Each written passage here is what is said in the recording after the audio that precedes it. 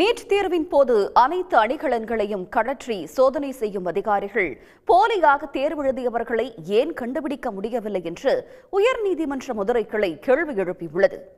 கடந்த 2019ஆம் ஆண்டு நடைபெற்ற நீட் தேர்வில் முறைகேட்டில் ஈடுபட்டதாக வழக்கு பதிவு செய்யப்பட்ட நிலையில் சென்னையை சேர்ந்த தருண் மோகன் என்பவர் அந்த வழக்கை ரத்து செய்யக்கோரி தாக்கல் செய்த மனு உயர்நீதிமன்ற மதுரை கிளை நீதிபதி புகழேந்தி முன் விசாரணைக்கு வந்தது.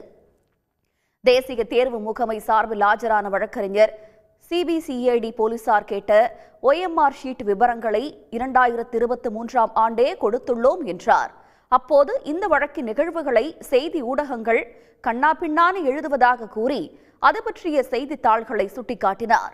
அப்போது குறுக்கிட்ட நீதிபதி புகழேந்தி, செய்தி ஊடகங்கள் சரியாகத்தான் செய்திகளை வெளியிடுகின்றன, அதில் என்ன தவறு என்றார்.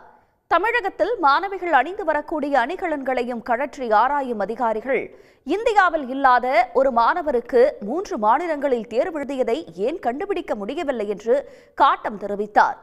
மாணவிகள் அணிகலன்கள் மூலம் நவீன தொழில்நுட்பங்களை கொண்டு வருகிறார்கள் என்று வைத்துக் கொண்டால் அந்த நவீன தொழில்நுட்பங்களை வைத்து ஏன் போலியாக தேர்வெழுதியவர்களின் விவரங்களை சேகரிக்க முடியவில்லை என்று நீதிபதி கேள்வி எழுப்பினார்.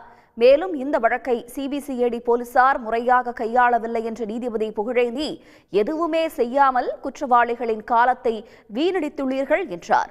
இந்த வழக்கை நேர்மையாக விசாரணை செய்யக்கூடிய அதிகாரியிடம் ஒப்படைக்க அறிவுறுத்திய அவர், தேசிய தேர்வு முகமை இவ்வழக்கில் வருகின்ற 19ஆம் தேதிக்குள் சிபிசிஐடி கேட்கும் அனைத்து ஆவணங்களையும் வழங்க உத்தரவிட்டு விசாரணையை ஒத்திவைத்தார்.